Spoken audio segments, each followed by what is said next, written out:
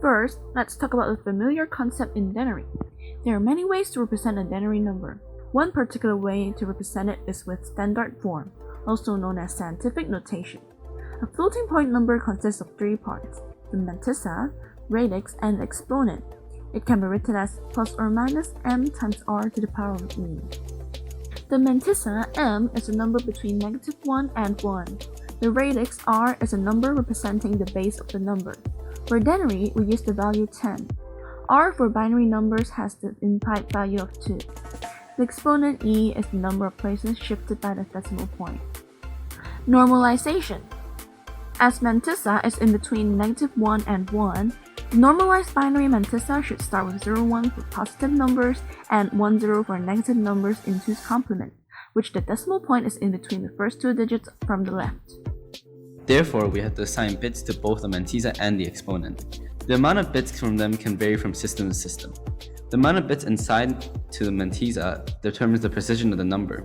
The more bits used, the more precision there is. If we had 12 bits, then it would be 2 to the power of 12, which is 4096.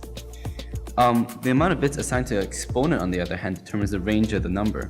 So if we assign, for example, 4 bits to exponent, the total would be 2 to the power of 4, which is 16, which is the number's power 2. Therefore, they have a larger range for a number. So let's start with our first example. In this system, we're going to work with 12-bit mantissa and 4-bit exponent. Our goal is to convert 69.625 to binary floating point representation. We will first calculate the binary value of 69, which is 10000101.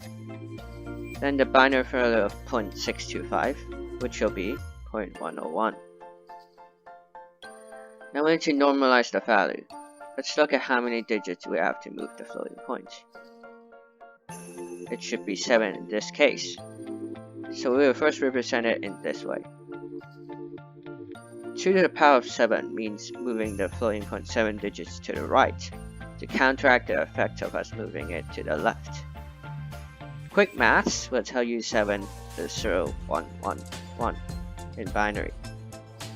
So to sum it all up, the final answer should be this, where the first part is the mantissa and 0111 is the exponent. Now let's move on to another example. This time we're working with 16-bit mantissa and 4-bit exponent. Our goal is to convert -420.6875 to binary floating point.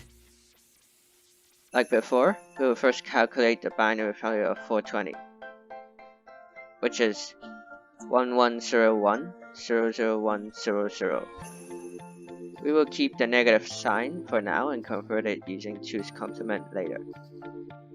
The binary value of 0.6875 is 1011. Now we need to normalize the value. Let's look at how many digits we have to move the floating point. It should be 9 this time. Again, we will first represent it in this way. Converting 9 to binary will give us 1001. Alright, time to deal with the negative sign.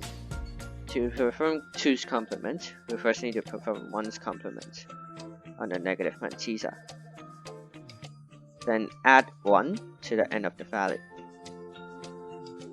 Now our final answer will be this number, where the first part is the mantissa and 1001 is the exponent. So what problem does this way of representing real values have? First of all, some of numbers cannot be represented exactly. The binary approximation provides a certain degree of accuracy. However, when repeated calculations are made, the compounded inaccuracy will build up and lead to errors in calculation.